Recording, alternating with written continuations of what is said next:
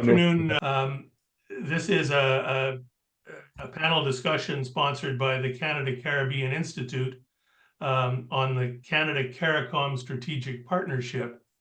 All of that a bit of a mouthful, but it is from the perspective of the Institute, the partnership has been a very positive development in bilateral relations between Canada and CARICOM, and we wanted to spend a little bit of time focusing on it today.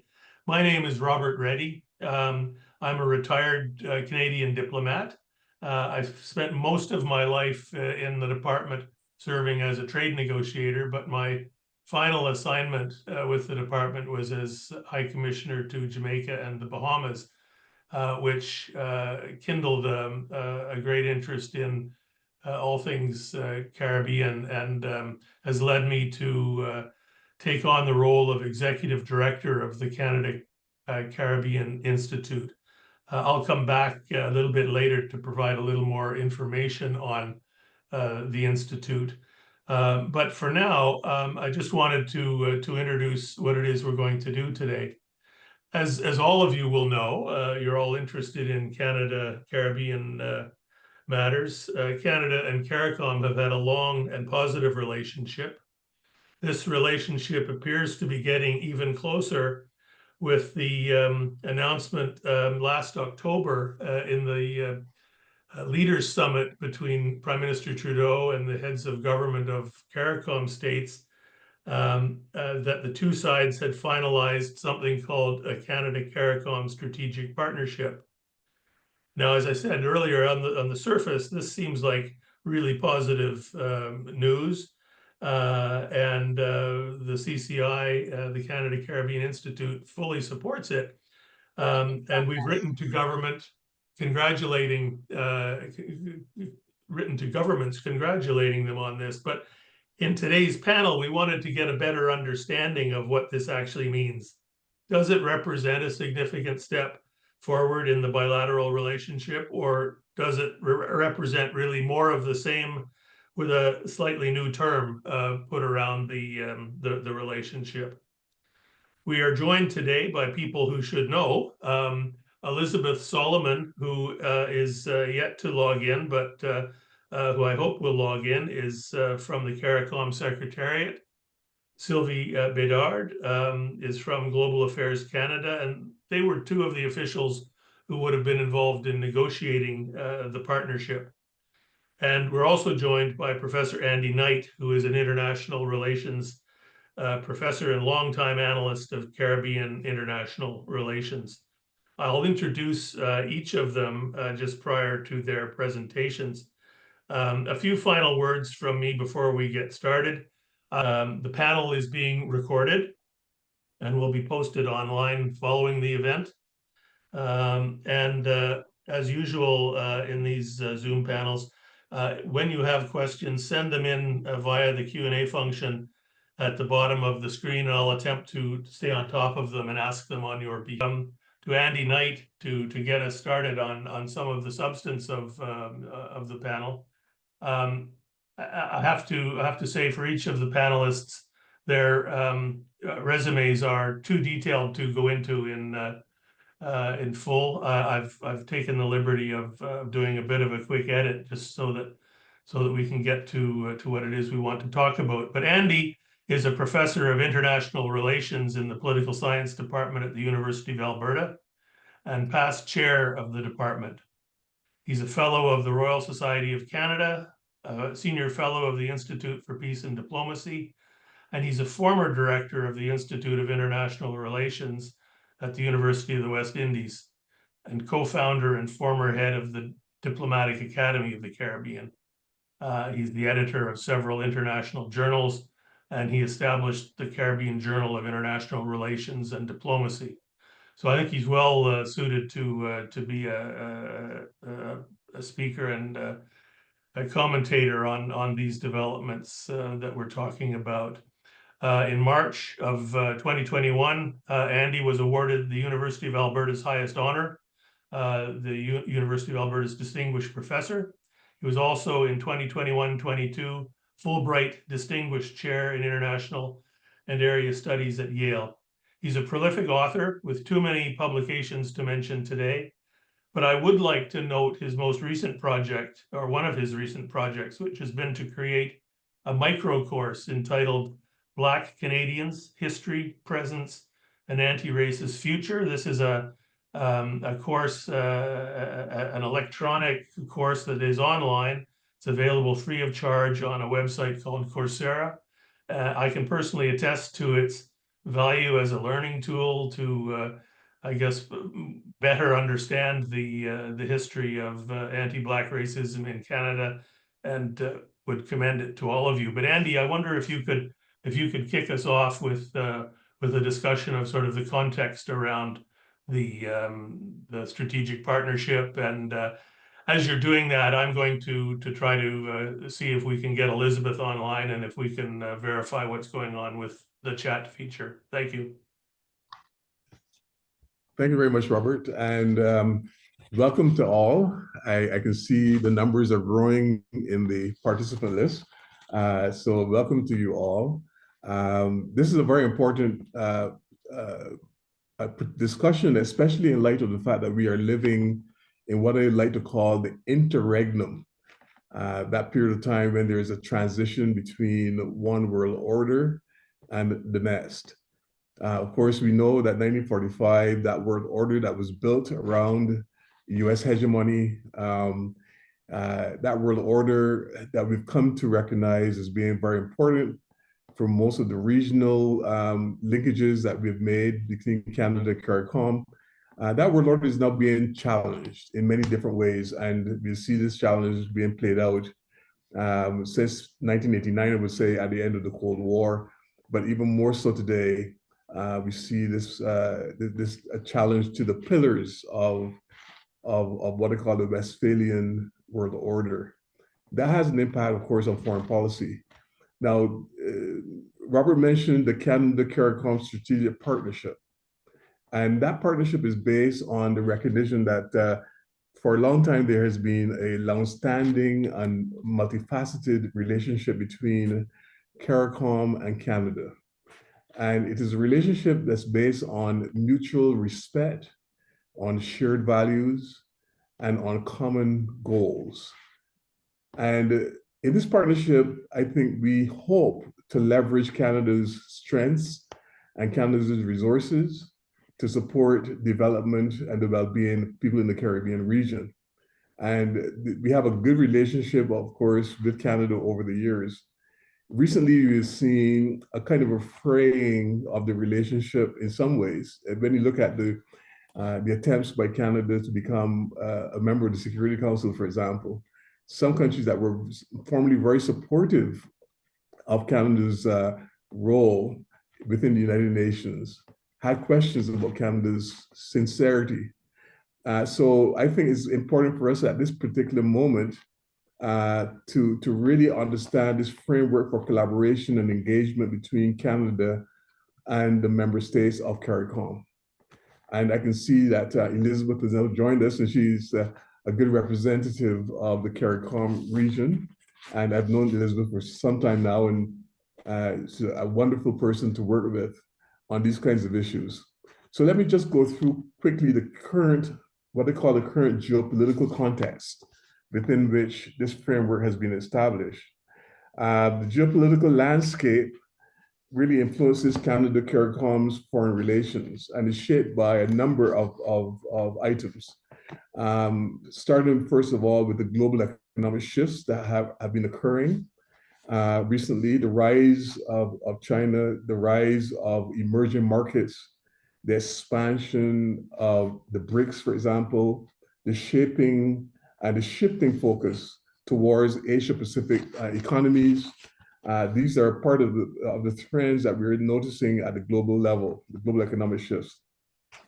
And I think these trends will, of course, influence the way in which Canada and CARICOM navigate their trade and investment opportunities.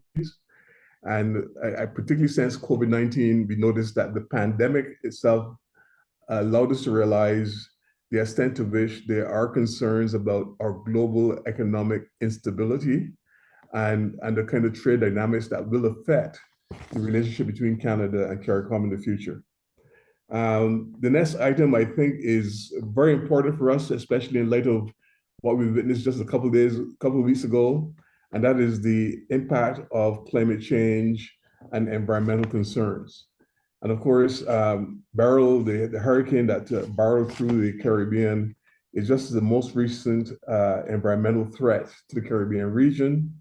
And it demonstrated really the vulnerabilities of CARICOM countries to the effects of climate change. And Mia Mottley, who is the Prime Minister of Barbados, the country where I was born, Mia Mottley's been pushing this notion for a very long time that we need to do something urgently about climate change. And she's not very happy and very about the speed at which we are going about this.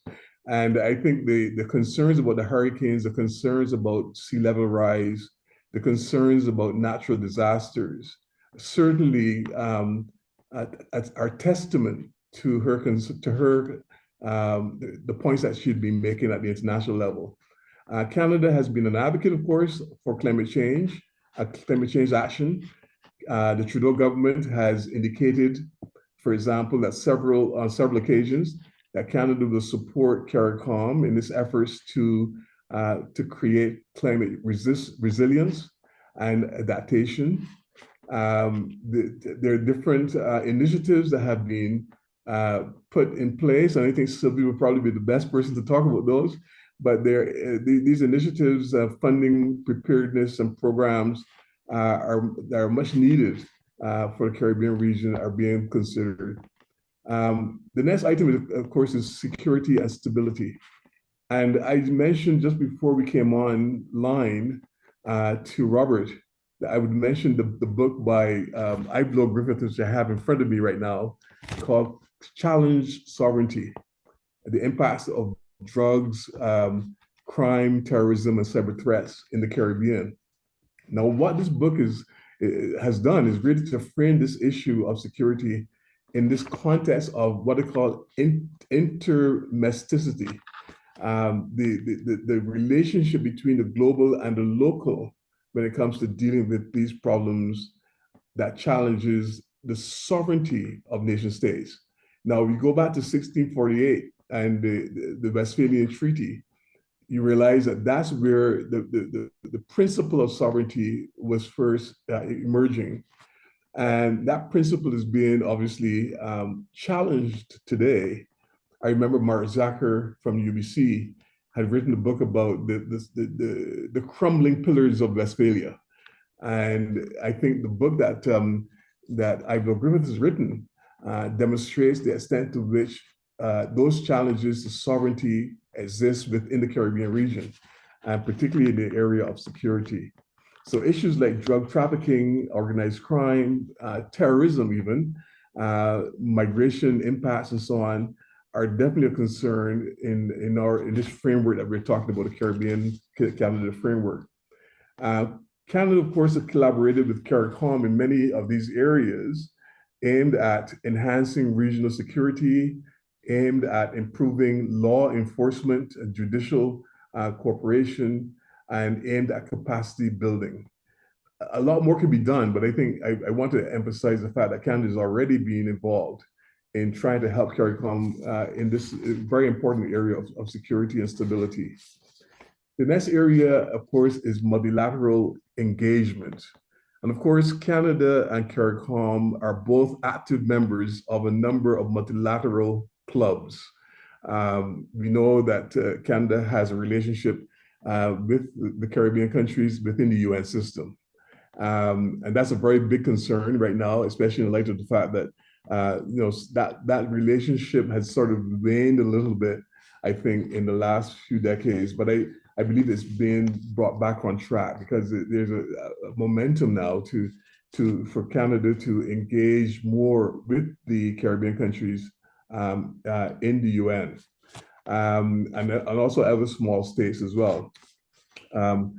There's also a relationship within the OAS, the Organization of American States, and within the Commonwealth. Both Canada and Caribbean countries are members of the Commonwealth. Now, these platforms provide opportunities for collaboration And the issues like climate change, sustainable development, human rights, democracy promotion, these are all issues that are covered within that multilateral framework and engagement. The next item is economic partnership and trade. And Canada-CARICOM Trade and Development Agreement, the TDA, is an example of the attempts being made by the Canadian government to strengthen trade relations and to support economic growth in the Caribbean region. I just wanted to mention that because I think that's an important development. And at least the next item, which is development assistance and aid, Canada has, of course, contributed significantly to development assistance in the CARICOM region, assistance with respect to education, to health, to governance, to disaster relief. And Canada's offers technical assistance in those areas, socioeconomic development, and has helped to address regional challenges through the development assistance and aid. The next item is cultural people-to-people ties. And there's a strong presence, of course, of Caribbean diaspora in Canada. And this has helped to improve the relationship between Canada and CARICOM countries. And this contributes, of course, to the cultural and social fabric of Canadian society. And Robert mentioned my role right now as Provost Fellow, responsible for Black Excellence and Leadership at the University of Alberta, but I have a very strong interest in issues related to equity, diversity, and inclusion. And there's a lot of pushback against that, but I think it's very important that we mention that because people of Caribbean descent are affected by what I call anti-Black racism in Canada. And we need to do something about this. And I think the course that I've developed on Canada's history or Canadian Black shows that the Caribbean people have been contributing to Canada's social fabric for a very long time, and they continue to do so in significant ways. So the cultural collaboration that we've seen with respect to people ties, with respect to educational exchanges, cultural collaboration with respect to enhancing mutual understanding between the two areas, Canada and the Caribbean region, I think is very important to this framework that we're talking about here today. The final thing is what I call the geopolitical alliances, the diplomacy. The Caribbean countries, of course, I think the Caribbean as a region is probably the most globalized region of the world. I don't say this lightly because I think if you look carefully at the history of the Caribbean countries and present Caribbean history, you see remnants of the big powers in the Caribbean still. The Dutch are still there, the British are still there, the Spanish are still there, the Portuguese are still there, the Netherlands, of course, the Dutch are still there. There's this notion that the Caribbean is a place for many of these different dynamics that are being played out across the globe, geopolitical dynamics. India has a very big presence in the Caribbean. The Middle East has a big presence in the Caribbean. Asia and the Belt and Road Initiative of China is now finally in the Caribbean region as well and played out in many different ways. So the hegemonic competition between the big powers, I think, is being played out in the Caribbean. You can see this on a regular basis. When I was in Trinidad as director of the Institute of International Relations, I was like the fly on the wall when it comes to the competition between the United States and China, the rise of China trying to play in the backyard of the United States in the Caribbean region. That was being played out when I was there in 2014 with the visit of Joe Biden first, and within a week, Xi Jinping, his very first visit outside of China was to Trinidad and Tobago, believe it or not. And I was there to witness myself firsthand how the geopolitical alliances were playing out in the region. My good friend Jorge Heine, who used to be at University of Waterloo, and I think now he's in Boston, but Jorge has written a book on the changing dynamics of alliances. And I think this is an important book to sort of take a look at because it shows that even the notion of alliances have been undergoing change in recent times. And many countries in the Caribbean would prefer not to be aligned necessarily with the United States or aligned necessarily with China. They want to sort of hold out on to have a non-alignment strategy, because you could probably have a much better chance of survival using that strategy. Finally, in summary, I would say that Canada and CARICOM are trying to navigate their foreign relations within this very complex, turbulent period of time that I'm calling the interregnum. Is a very difficult time to be sort of establishing a relationship at a time when the tectonic plates are shifting as we speak.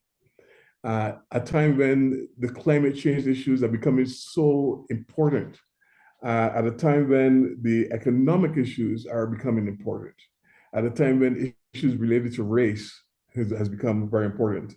I think it's important for us then to sort of take this very seriously, particularly in light of what's happening in Haiti, for example.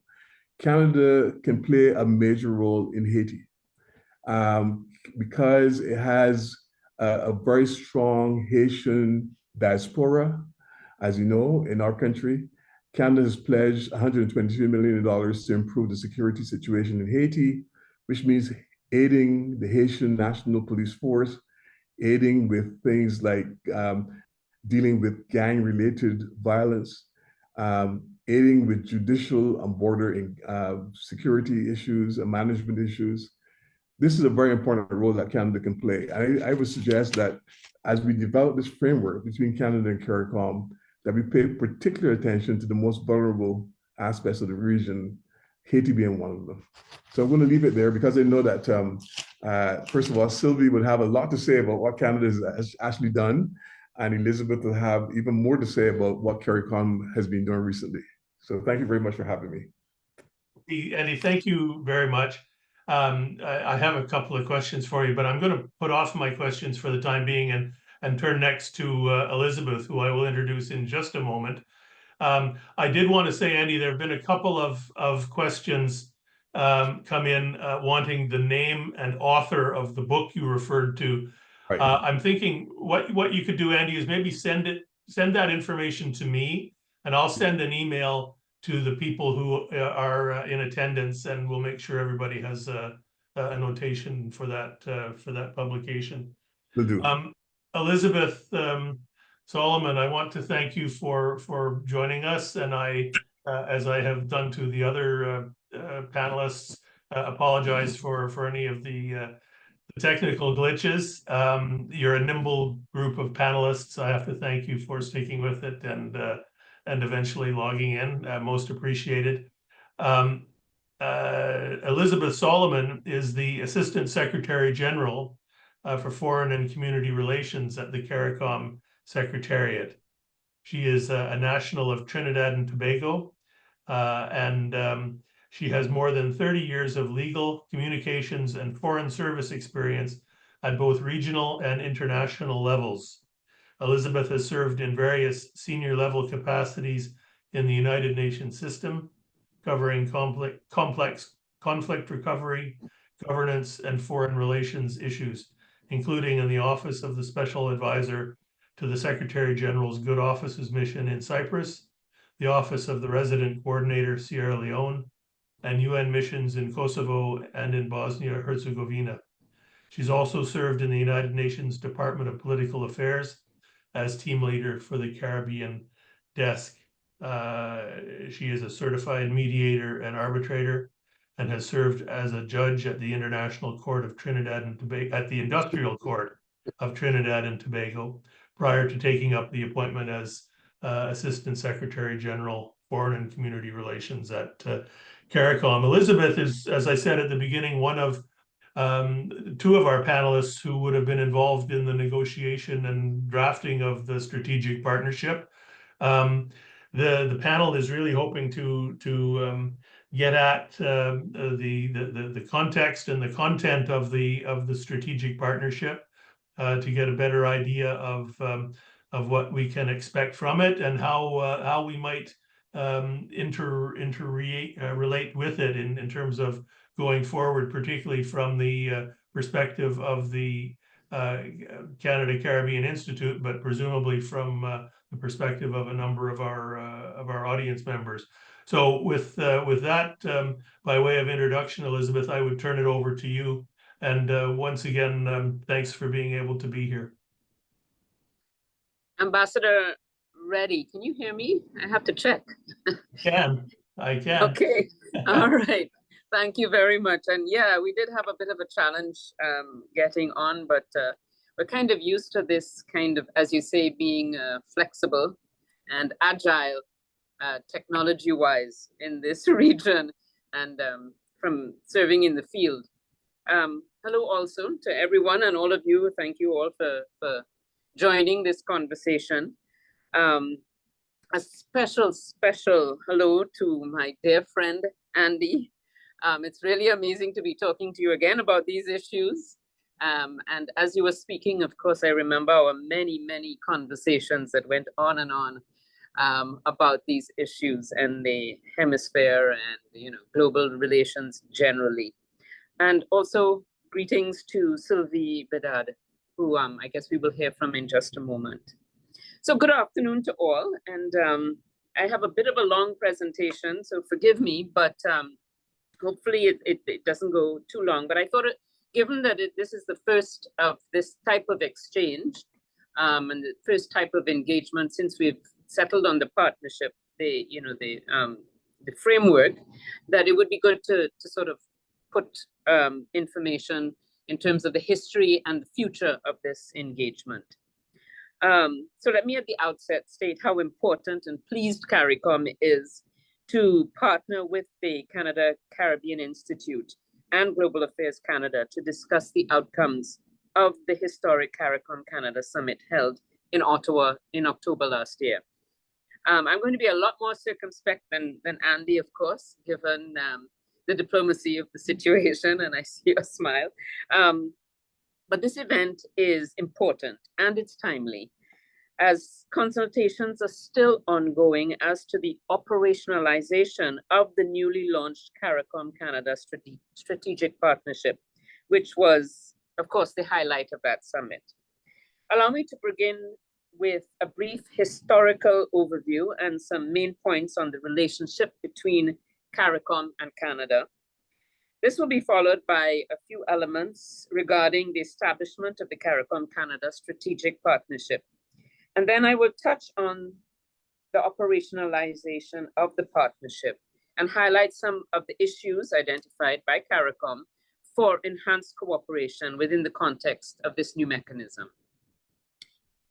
So Canada has been a long-standing development partner and friend of CARICOM.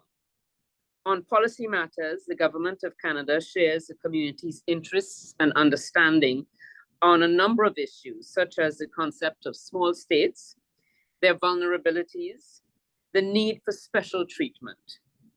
The CARICOM Canada bonds can be traced back to the early 18th century, in fact, when there was trade by exchanging Canadian fish, lumber, and other staples with rum and molasses and spices from the Caribbean. And this was the beginning of a remarkably strong and abiding and special relationship, which continues to be deepened through the engagement at the political level and with significant investment as well as Canada's support for the region's development priorities. This relationship has also been bolstered by the fact that most CARICOM countries and Canada are members of the Commonwealth of Nations, and Andy did touch on that. So ours is a long-standing partnership built on shared values of human rights and the rule of law and the strong democratic traditions of free and fair elections and inclusive governance. In addition, the ties between CARICOM and Canada have been strengthened by people-to-people linkages. Again, Andy touched on this. Generations of young Caribbean nationals have furthered their educational aspirations in Canadian universities. And my dear friend and colleague is smiling now, I'm sure, because, as you know, the distinguished Professor Andy Knight was born in Barbados, and he is the holder of Canada's highest academic accolades. In fact, a large Caribbean diaspora has made Canada their home. Their invaluable contributions in the fields of politics, culture, the health sector, the creative industries, sports, and commerce continue to enrich every facet of Canadian society and its economy. In the past, although there was no formal structured mechanism for political dialogue, both sides have taken advantage of opportunities for engagement offered by hemispheric and international meetings. And again, we heard this from Andy, such as the summits of the Americas, the Commonwealth Heads of Government meetings, and regular sessions of the United Nations General Assembly. Political engagement between CARICOM and Canada has also taken place at the levels of heads of government and foreign ministers. Notably, during the period 2012 to 2017, political interaction dwindled quite considerably, with very little engagement at the political level. Allow me to identify some key aspects of the CARICOM-Canada relationship that I think is worth highlighting. In 2007, Canada announced a Caribbean program strategy, which included 600 million Canadian dollars, an aid package for CARICOM for bilateral and regional activities. Canada is currently the largest contributor to the Caribbean Development Bank, and along with the United Kingdom, the largest non-regional shareholder of that bank. As one of the largest providers of development assistance to the region, Canada has aligned its programs with CARICOM's development priorities. Cooperation with our governments and institutions has focused on areas such as human resource development, infrastructure, economic growth, trade and investment, climate change, disaster management, and security.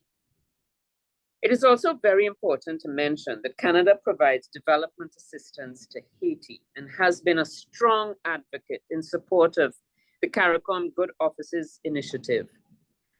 While this is done from a separate program, the Government of Canada continues to provide its steadfast support to Haiti in its pursuit of a lasting solution to the multifaceted crisis that has plagued our sister nation within the Caribbean community of Haiti. And I personally have been quite involved in this initiative, and Canada has remained extremely engaged and very supportive of CARICOM's particular role, which was critical to getting Haiti to where it is. We can talk more about that afterwards. In their capacity as former chairs of CARICOM, the Prime Ministers of Jamaica and the President of Haiti were invited by the Prime Minister of Canada to participate at the Outreach for Leaders session of the 44th G7 Summit on Oceans. This was held in Canada in June 2018.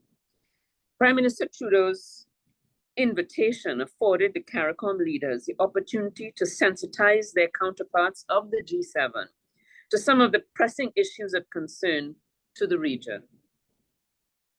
These achievements are highly valued and a testament to the strong foundation built between CARICOM and Canada.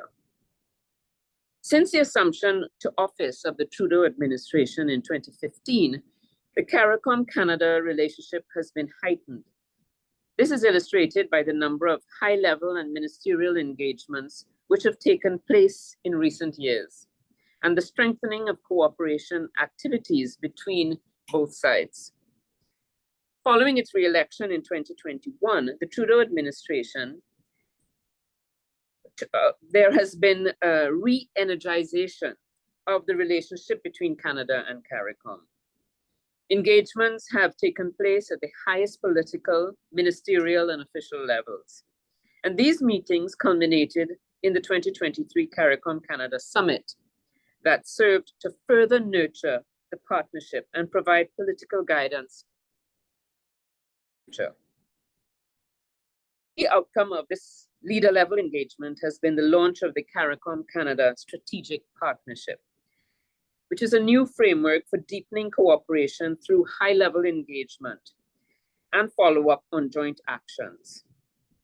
The mechanism focuses on shared priorities in several key areas, including climate change and resilience, which, as you can imagine, is extremely important for us in this hurricane-prone region. Also, access to finance, trade and investment, education and skills development, health and well-being, governance, and democracy. The idea of providing the CARICOM Canada relationship with a structured framework stemmed from the second meeting of the CARICOM Canada Foreign Ministers Group in April 2022, which instructed their officials to define a joint commission to serve as a permanent mechanism that will formally deepen the partnership while advancing collaboration and cooperation. Sorry. Today, while the CARICOM Canada Strategic Partnership is officially in existence, the parameters of its operationalization are still under consideration and require further consultation. The CARICOM Secretariat and Global Affairs Canada have the joint mandate to lead the overall coordination and management of the strategic partnership. We have in place a simple and flexible framework for operationalizing the partnership throughout 2024 by advancing on some of the key joint priorities, which we have included in the CARICOM Canada roadmap, as well as increasing regular dialogue through formal and ad hoc fora. During the first half of 2024, senior officials on both sides engaged in a structured dialogue, which was to have been followed by the CARICOM Canada Foreign Ministers Group. But this ultimately did not happen. It was to happen in the margins of the OAS. So a new date for the meeting will need to be determined.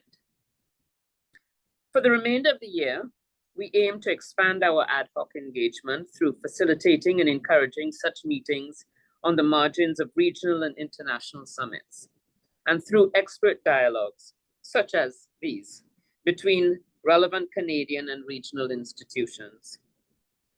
To measure progress and ensure implementation, both sides will develop, review, and frequently update the CARICOM Canada roadmap, the CARICOM Canada Progress Report, and the CARICOM Canada Engagement Timeline to identify formal and potential ad hoc engagement opportunities throughout the year. Through our collective reflection and sharing of perspectives in this valuable forum, I trust that we will raise the level of awareness about the strategic partnership and its potential benefits for the region. Likewise, it is my hope that we will generate constructive ideas and practical recommendations as we move the CARICOM Canada Strategic Partnership from concept to reality. CARICOM member states continue to grapple with global threats, such as the effects of the protracted war in Ukraine, the ongoing impacts of the COVID-19 pandemic, and transnational crime. And Andy spoke quite considerably about this. And I hope we do talk more about it, because it really is quite a significant issue that is debilitating the region. And it has played out quite significantly in Haiti, which is a microcosm, really, as intense as it is, of what is happening in the wider region. And this has further exacerbated the challenging economic outlook of small states within the region.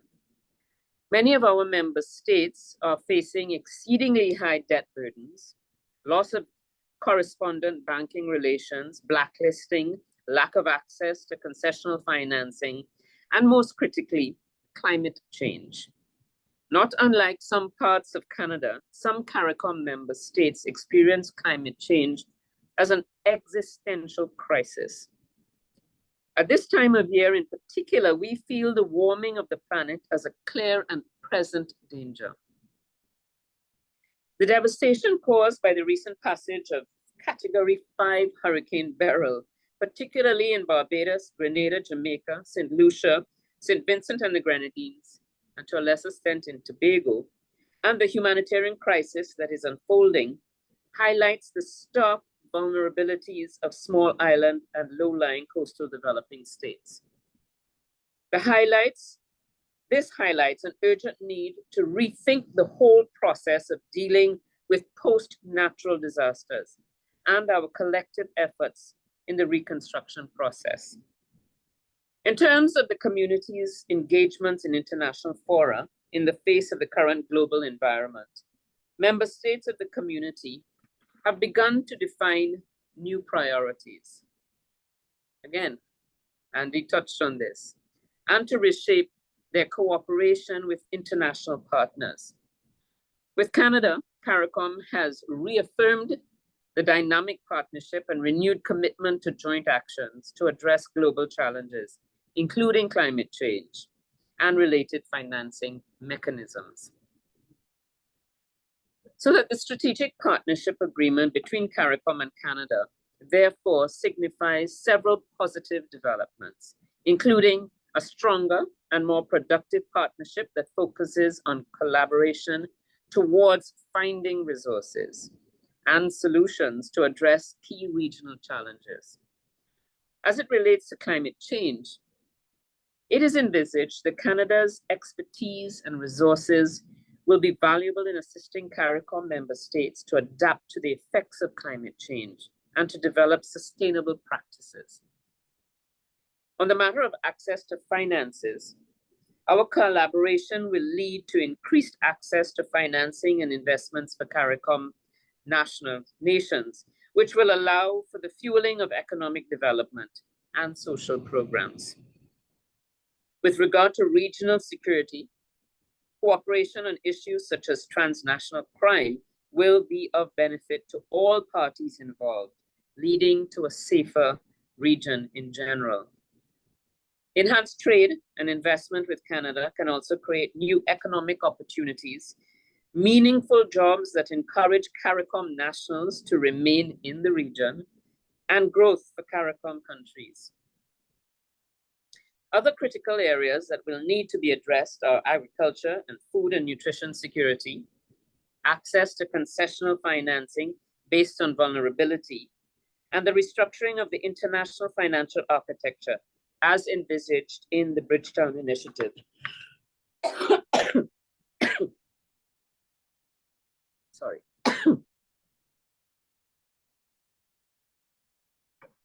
As it relates to the reform of the international financial architecture, global recognition of the threats of climate change is vital to our shared future. The environmental and economic pressures caused by climate change have contributed significantly to global insecurity, particularly for small island and low-lying coastal developing states, which includes all CARICOM member states. Our region is especially vulnerable to these occurrences and require greater support for effective adaptation. The countries that bear the least responsibility for global heating must be supported to protect themselves from the worst effects.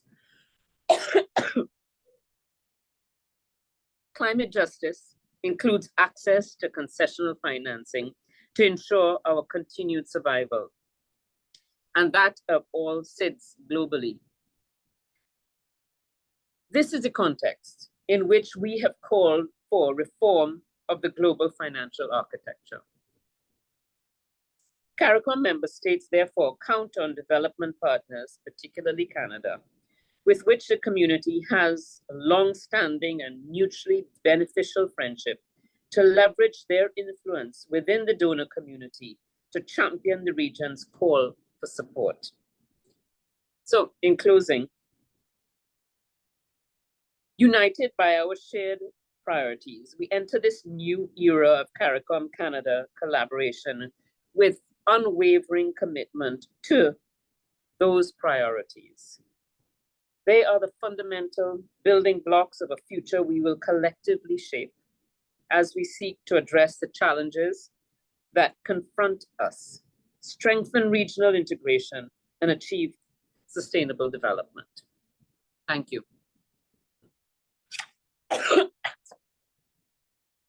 Thank you very much for that.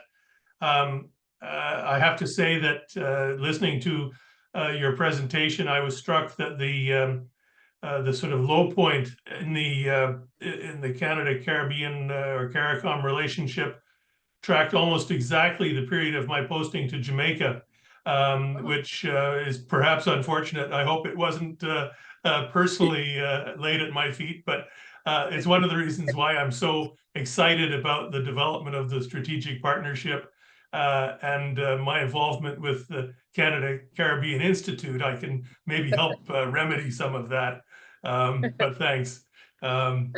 Sorry about that, Robert. Had I known, I may have put it slightly differently. I'm going to now turn to Sylvie Bédard. And Sylvie, thank you very much for your patience, and thanks as well for your technology wizardry with the help of your staff there to get online. I appreciate it very much. Sylvie Bédard is the Director General, Central America and Caribbean at the Department of Global Affairs, Canada. Sylvie has joined the department in 1995. Most recently, her assignment was as ambassador to Ecuador, I believe. Before that time, during her time at headquarters, she was director of the Center of Learning for International Affairs and Leadership in the Canadian Foreign Service Institute. She served roles as deputy director in a variety of headquarters divisions, including Aboriginal Affairs, Canada-US Relations, Inter-American Affairs, and she has served overseas as well in other assignments in Paris with the Canadian Embassy as director of the Canadian Cultural Center, and she was with the Canadian Embassy in Santiago, Chile for some period as well. And interestingly, and this I have to say it doesn't happen too often, she worked for a while in the private sector as manager of community Aboriginal and Native American relations with TransCanada, which is a pipeline company in Canada. So very interesting set of experiences. Sylvie, you've been actively involved in the development of the partnership. I'd turn it to you to give us the Canadian perspective on developments. Thank you. Thank you very much, Robert, and thank you to the Institute for organizing this event. Very welcome and useful for all of us, I believe. Esteemed co-panelists, Dr. Knight and Assistant Secretary General Solomon, a pleasure to share this panel with you, and a pleasure also to hear and connect with the questions and comments from the various guests that are online and have patiently re-logged in online given our few technical difficulties, but we are all resilient together. Bonjour à tous, un honneur d'être avec vous aujourd'hui. It's important to take the time to have this discussion about the new Canada-CARICOM strategic partnership that is now 9 months old and that was officially launched during the Canada-CARICOM summit held here in Ottawa last October 18, 2023. But first and foremost, I'd like to express my deepest sympathies to the people of the Caribbean after the devastation caused by Hurricane Beryl in so many countries that ASG Solomon referred to, and particularly to those of you who have lost loved ones, homes and livelihoods. We're committed here as the government of Canada and Canadian people to helping with the immediate needs and continuing to help with building climate resilience in the region. Last July 3rd, we announced 1 million in critical humanitarian assistance, and we also dedicated $200,000 from existing targeted funding to assist with the Caribbean Disaster Emergency Management Agency, known as CDEMA, for its immediate response.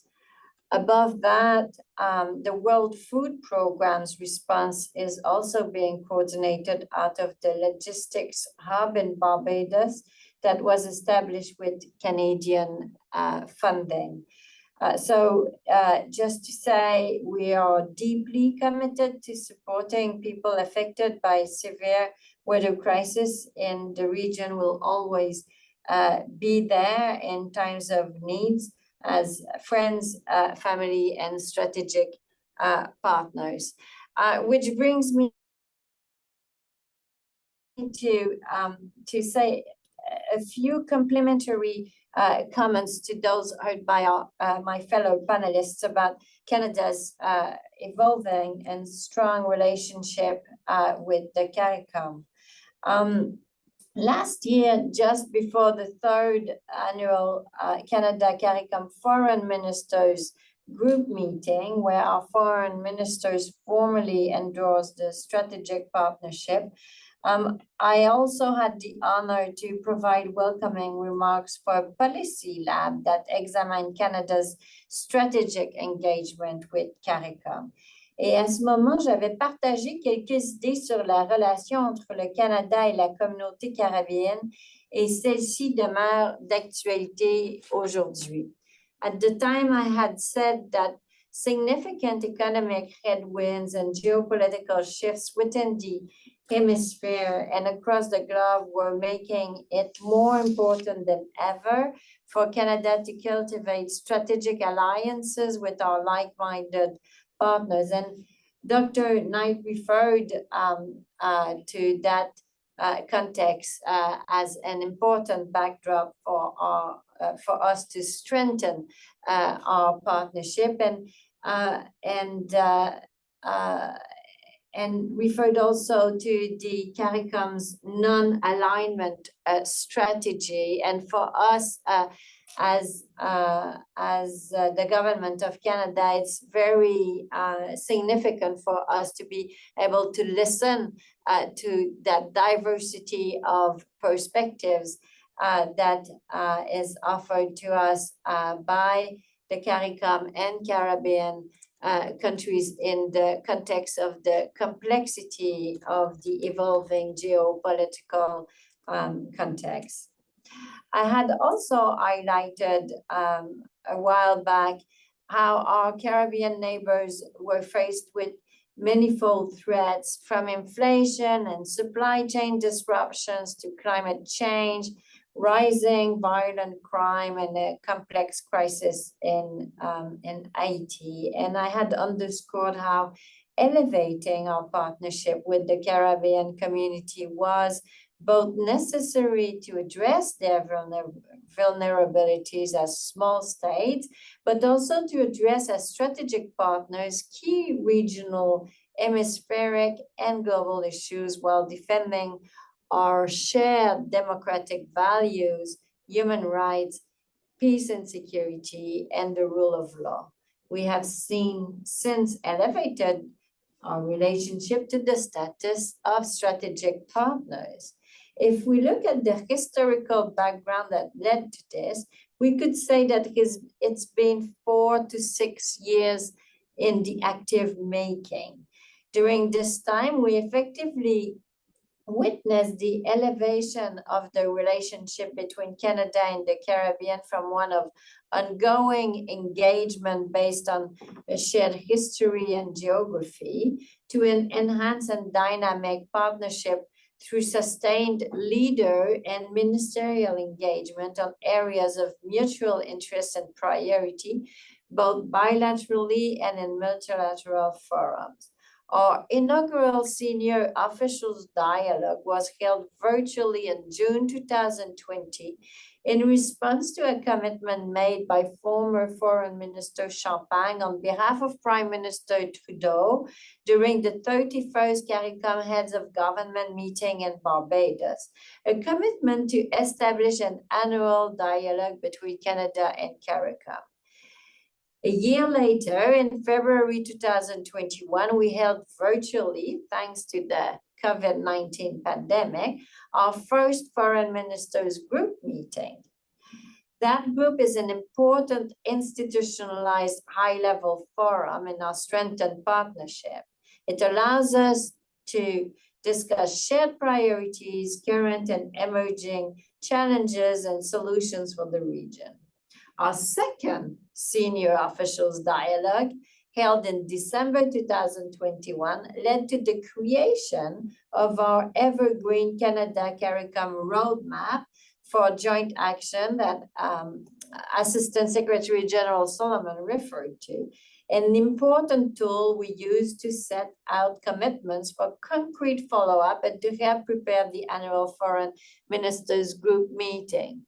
And here I just want to pause and say we've been also looking at the questions and comments in the chat, and I know that there is some interest as well in the kinds of scholarships that are available to facilitate those people-to-people ties between Canada and the CARICOM. And those kinds of opportunities are also an integral part of the roadmap that I'm referring to, that was established during that senior officials dialogue meeting in December 2021 and has been kept alive since as part of our strategic partnership. And part of the scholarship programs and opportunities that I refer to include the Canada-CARICOM Faculty Leadership Program, the Emerging Leaders in the Americas program known as ELAP, the ELAP Faculty Mobility Program, and the Canada-CARICOM Skills Training for the Green Economy Scholarships program. So I just want to give that as a very concrete example of what we can achieve in that very constructive relationship and partnership we've established together over the years, and at the same time respond to a question in the chat. It was at our second Foreign Ministers Group meeting in April 2022 that ministers agreed to instruct their officials to define a permanent Canada-CARICOM mechanism, which led to the endorsement of the strategic partnership at our third ministerial meeting, so in June 2023. So, as I said, 4 years in the making, a lot has been done. And although this is true, as Assistant Secretary General Solomon referred to, we could also argue that the road to our elevated partnership goes back to the independence of CARICOM member states and the creation of the Caribbean community 51 years ago, and perhaps even before.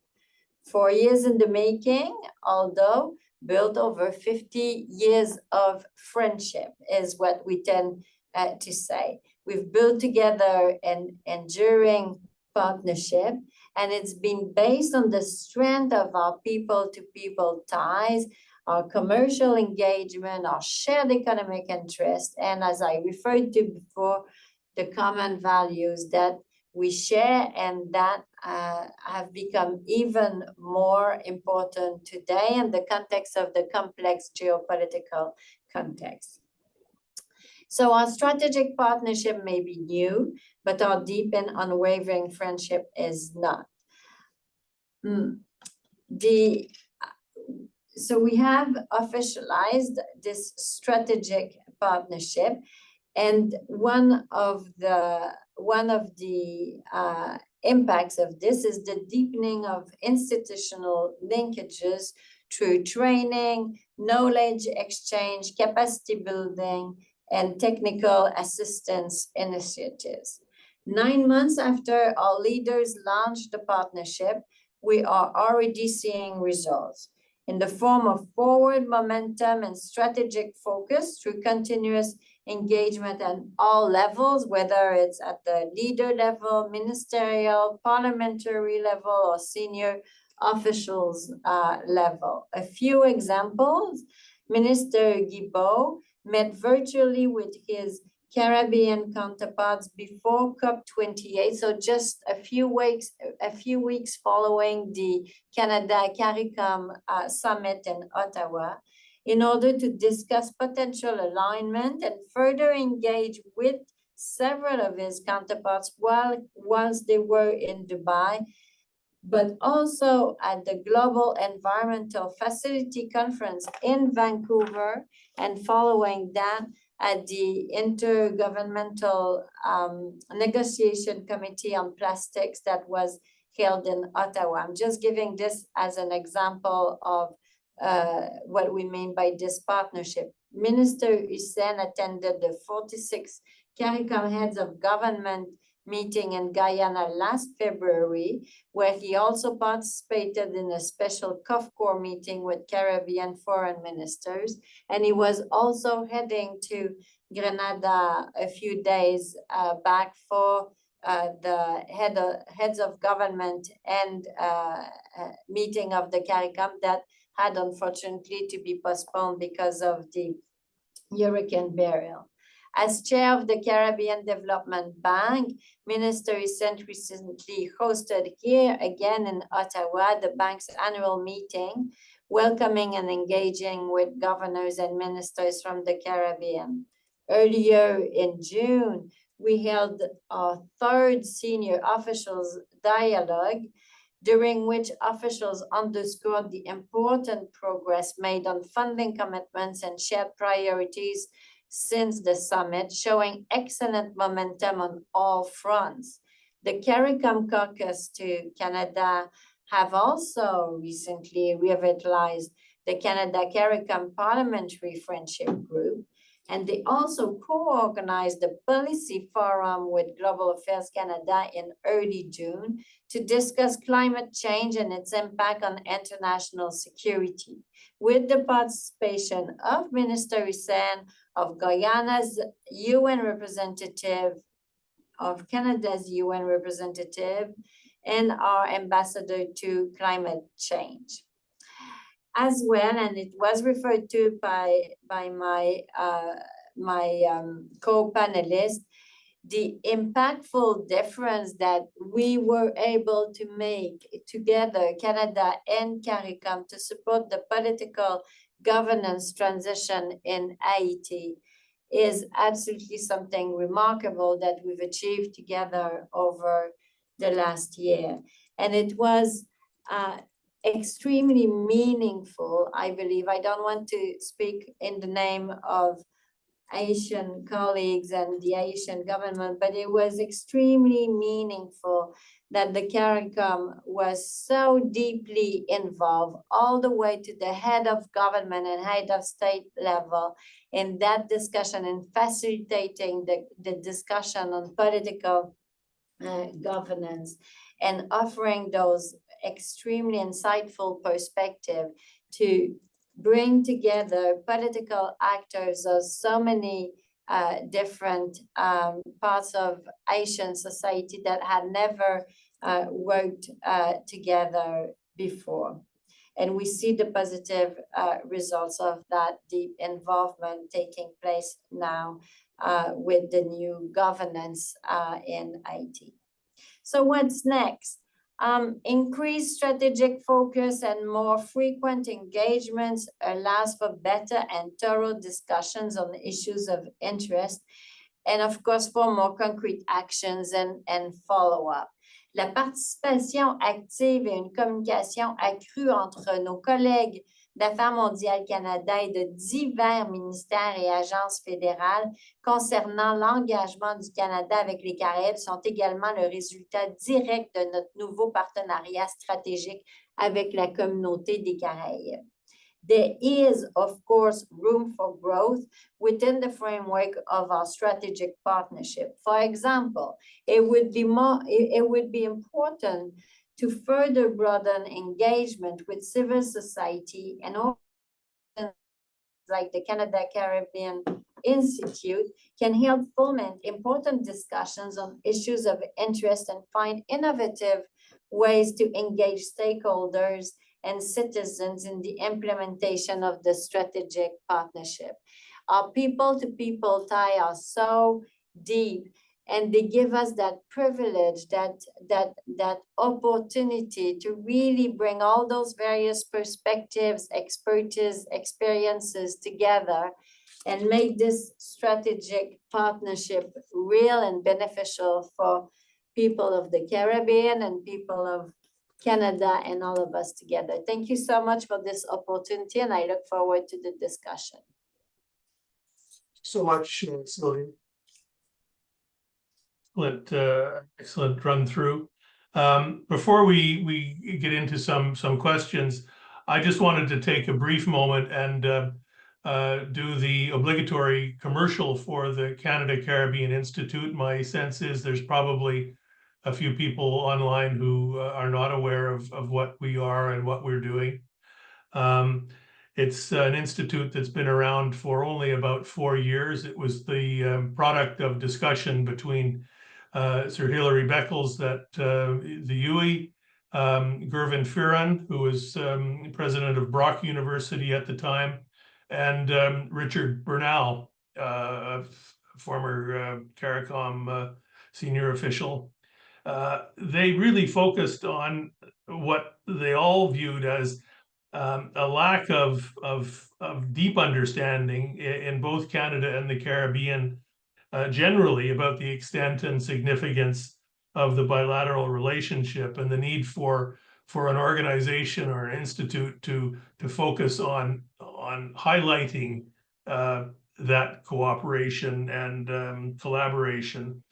The interesting thing about the institute is it's a product of both Canada and the Caribbean. It belongs to both sides of the relationship. There are 6 universities in 6 colleges and universities in Canada, 6 colleges and universities in the Caribbean who belong to the Institute. We're expecting to have other institutions join us over the course of the next few months. So it's really, we believe, a tool that is at the disposal of both the governments of both the government of Canada and governments in the Caribbean, in CARICOM, to help elaborate the strategic partnership, to help delve into some of the issues that you might be pursuing. There's a lot of brain power, if I can put it that way, within the walls of those institutions that can be brought to bear on some of the issues you're facing, and through the offices of the Institute, we think it is a method to consult with civil society and experts in a way that perhaps might be too time-consuming for governments or otherwise not feasible. We've held a series of virtual discussion panels like this over the last few years on the issue of Haiti, on Canada-CARICOM trade, on farm workers, gender issues, Caribbean, Canadian literature, climate change, the agenda that small island developing states are advancing internationally. We're going to continue to hold events like that, but we really look to the governments to give us a sense of the priority issues so that we can focus our work in a way that's most meaningful. We'll continue to do work that the researchers and academics in the Institute believe is important, but it would be useful to have some guidance from government as to where we might spend our time most productively.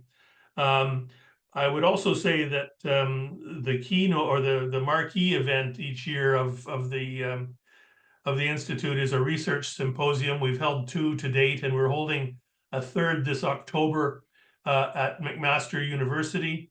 The theme is climate change, climate resilience, and alternative energy sources. And we're hoping that that's going to bring forward some interesting research and ideas to help with the energy transition, both in Canada and in CARICOM in the Caribbean. I think that's all I'll say on the Institute. I will put in the email that I'm sending out to all attendees the coordinates of the Institute's website. Encourage people to go to it, to follow it. We're trying to put information out that is useful to people in highlighting the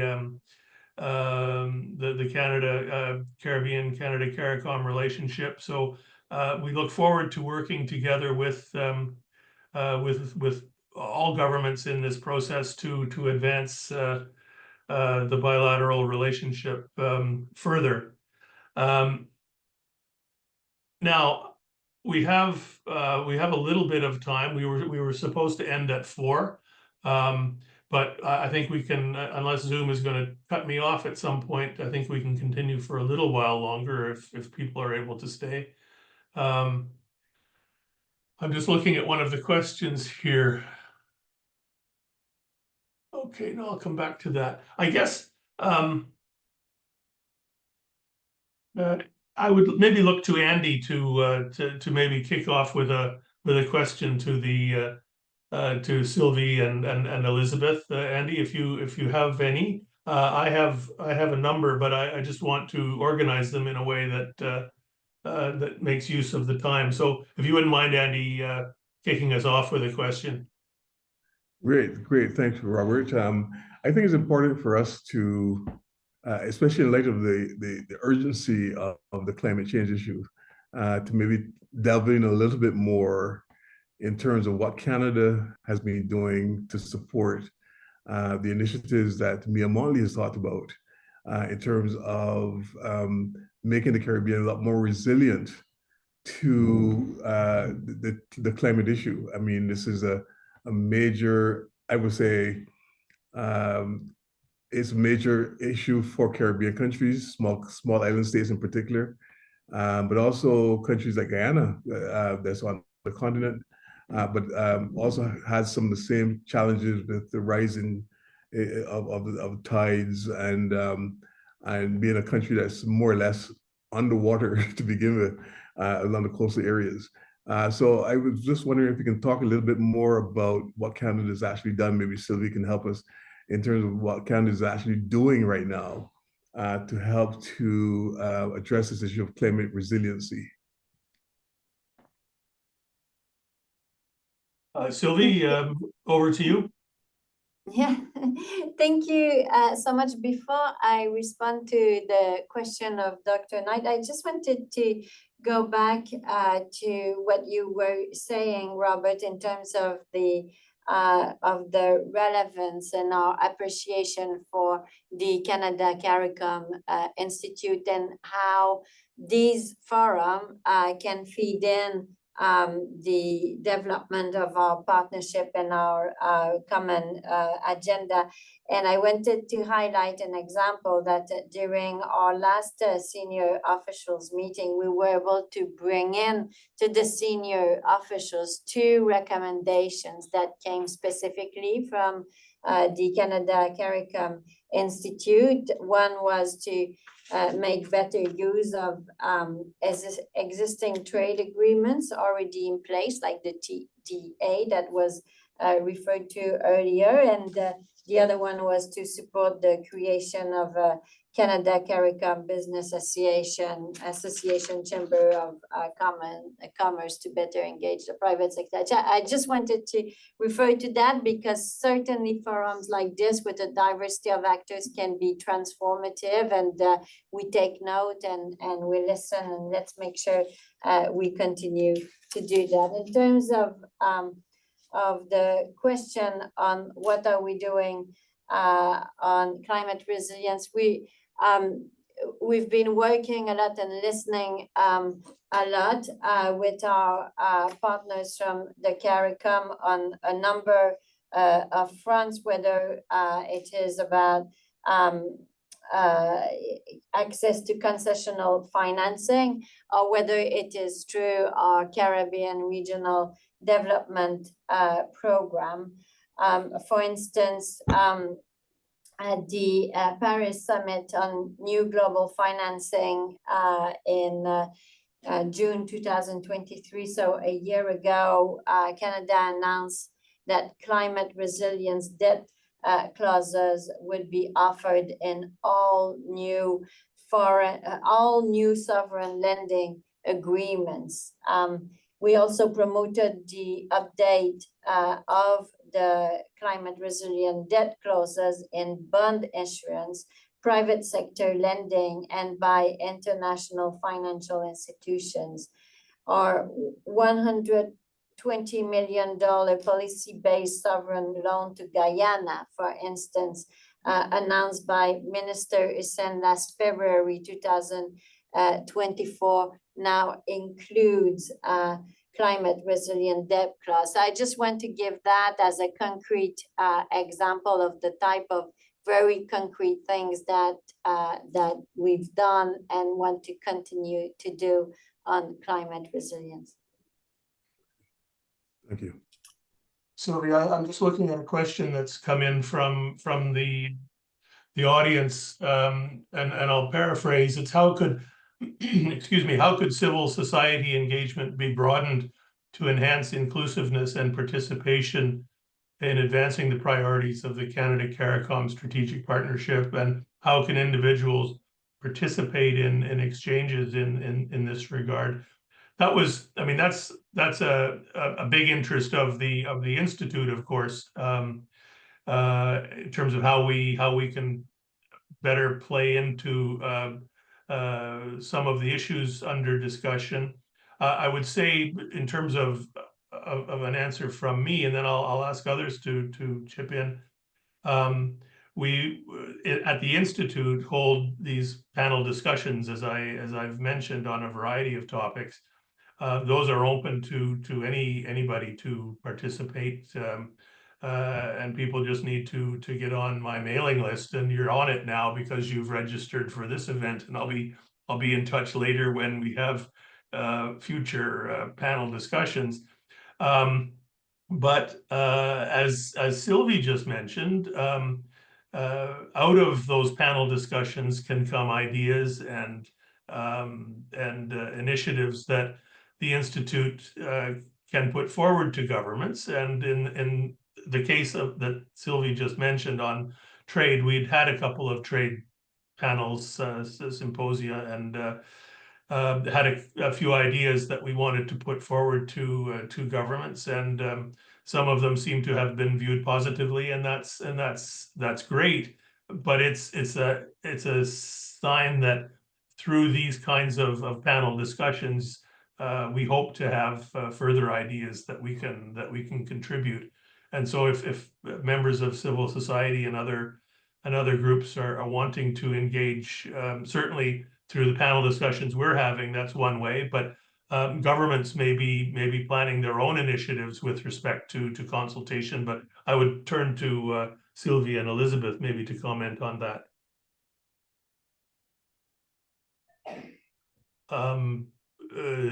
Elizabeth, do you want to go first? Yeah, sure. It's a very interesting question.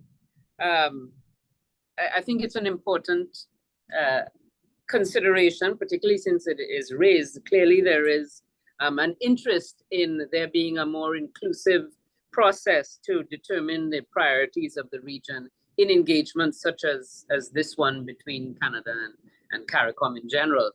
But it's a difficult question to answer because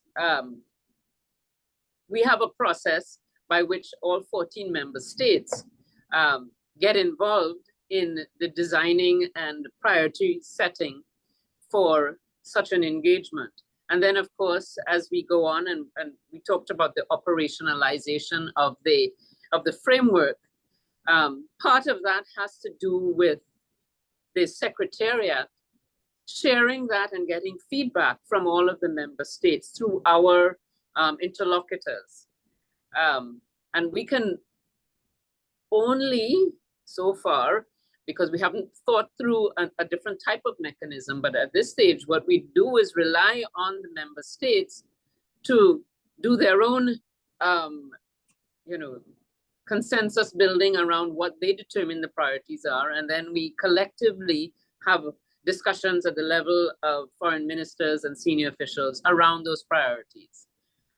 But that's not to say that we should not also find mechanisms through civil society. Of course, we also have a regional civil society mechanism, but I don't know that it is as engaged in the priority setting as perhaps it could be. I don't know if that's helpful. Thank you, Elizabeth. Sylvie, do you have anything from your side that that you want to contribute to that one?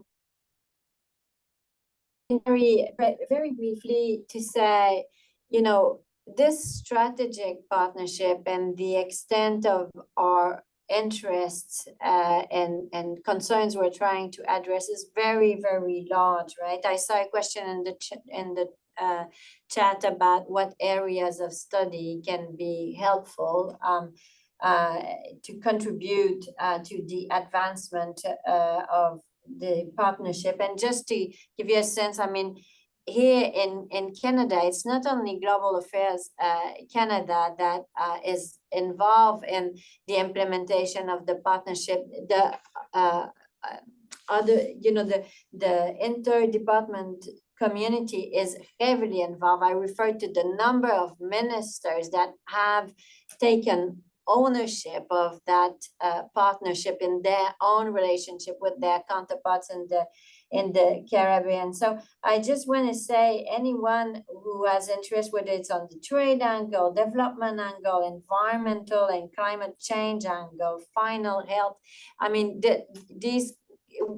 these kinds of perspective and expertise are very welcome to feed in and nourish that partnership. And maybe one thing comes to mind, because it seems to get back on the table on a regular basis in our discussions, is that connectivity issue amongst the islands of the Caribbean to facilitate trade and agricultural security and food security. It's a big one beyond everything that we discussed, where contributions also in that area would be welcome. Just looking at the time, I have any number of questions that I'd love to ask, but I think we're coming to the end of our Zoom window. So I think we'll draw it to a close now. Andy, do you have any closing remarks or comments you would like to make before we wrap up? Just to say thank you very much for having me on, Robert. And the Caribbean is of course great interest to me as a person who is from the region, but also I recognize that in Canada, I think Caribbean countries need to do a lot more of taking advantage of Canadians who are from the Caribbean, in other words, the diaspora in Canada, because there's so much that they can offer to this partnership, the strategic partnership. And we have to just find avenues for them to do so. I think the Institute initiative that Robert mentioned is probably a good avenue for this. And I hope that continues to expand to include more institutions like mine, the University of Alberta. We're very interested now in being part of that initiative. And I've been on the side talking to the president of my master about ways in which Caribbean people can be involved in this initiative. So it's just a matter of sort of making it much more institutionalized by bringing more institutions into the framework of that initiative. So I would encourage that very much. And I think, we have to take advantage of the fact that Caribbean institutions like the University of the West Indies are very well established institutions.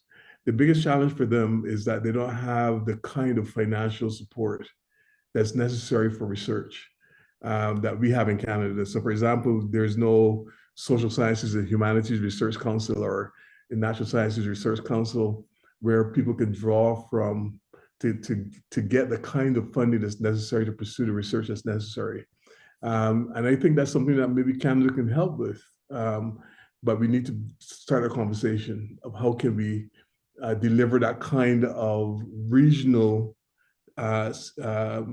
strategic funding that can help researchers to carry out the work that they're actually currently doing, but with very little or no money to do it. Okay, well, I think Andy, with that, and to the two other panelists, Sylvie and Elizabeth, I'm going to say thank you. Thank you for bearing with us at the beginning, but thank you for your contributions. To the audience, I'm going to send an email with some information about the book and books that Andy had mentioned.